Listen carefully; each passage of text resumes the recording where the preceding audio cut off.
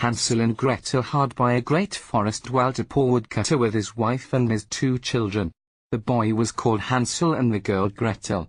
He had little to bite and to break, and once when great earth fell on the land, he could no longer procure even daily bread. Now when he thought over this by night in his bed, and tossed about in his anxiety, he groaned and said to his wife, "What is to become of us? How are we to feed our poor children, when we no longer have anything even for ourselves?" "I'll tell you what, husband," answered the woman, "early tomorrow morning we will take the children out into the forest to where it is the thickest. There we will light a fire for them, and give each of them 1 more piece of bread, and then we will go to our work and leave them alone. They will not find the way home again, and we shall be rid of them." "No, wife," said the man, "I will not do that. How can I bear to leave my children alone in the forest? The wild animals would soon come and tear them to pieces."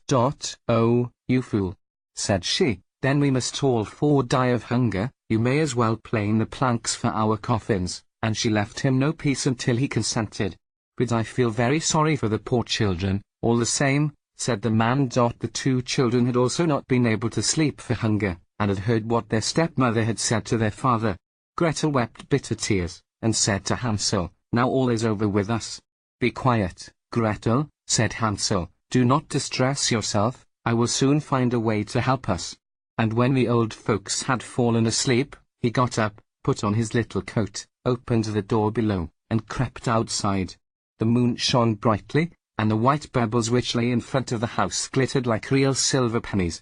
Hansel stooped and stuffed the little pocket of his coat with as many as he could get in. Then he went back and said to Gretel, "Be comforted, dear little sister, and sleep in peace. God will not forsake us," and he lay down again in his bed. When day dawned, but before the sun had risen, the woman came and awoke the 2 children, saying, "Get up, you sluggards. We are going into the forest to fetch wood." She gave each a little piece of bread, and said, "There is something for your dinner, but do not eat it up before then, for you will get nothing else." Gretel took the bread under her apron, as Hansel had the pebbles in his pocket. Then they all set out together on the way to the forest. When they had walked a short time, Hansel stood still and peeped back at the house, and did so again and again. His father said, "Hansel, what are you looking at there and staying behind for? Pay attention, and do not forget how to use your legs." "Ah, father," said Hansel, "I am looking at my little white cat, which is sitting up on the roof, and wants to say goodbye to me."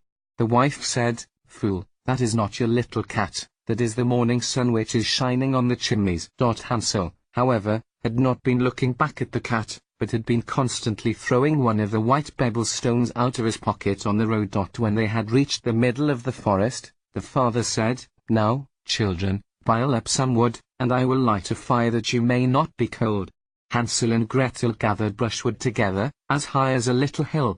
The brushwood was lighted, and when the flames were burning very high, the woman said, "Now, children, lay yourselves down by the fire and rest. We will go into the forest and cut some wood. When we have done, we will come back and fetch you away." Hansel and Gretel sat by the fire, and when noon came, each ate a little piece of bread, and as they heard the strokes of the wood axe they believed that their father was near. It was not the axe, however, but a branch which he had fastened to a withered tree which the wind was blowing backwards and forwards. And as they had been sitting such a long time, their eyes closed with fatigue, and they fell fast asleep. When at last they awoke, it was already dark night. Gretel began to cry and said, "How are we to get out of the forest now?" But Hansel comforted her and said, "Just wait a little, until the moon has risen, and then we will soon find the way." And when the full moon had risen, Hansel took his little sister by the hand, and followed the pebbles which shone like newly coined silver pieces, and showed them the way. They walked the whole night long, and by break of day came once more to their father's house. They knocked at the door, and when the woman opened it and saw that it was Hansel and Gretel, she said, "You naughty children, why have you slept so long in the forest? We thought you were never coming back at all." The father, however, rejoiced, for it had cut him to the heart to leave them behind alone. Not long afterwards, there was once more great dearth throughout the land, and the children heard their mother saying at night to their father, "Everything is yet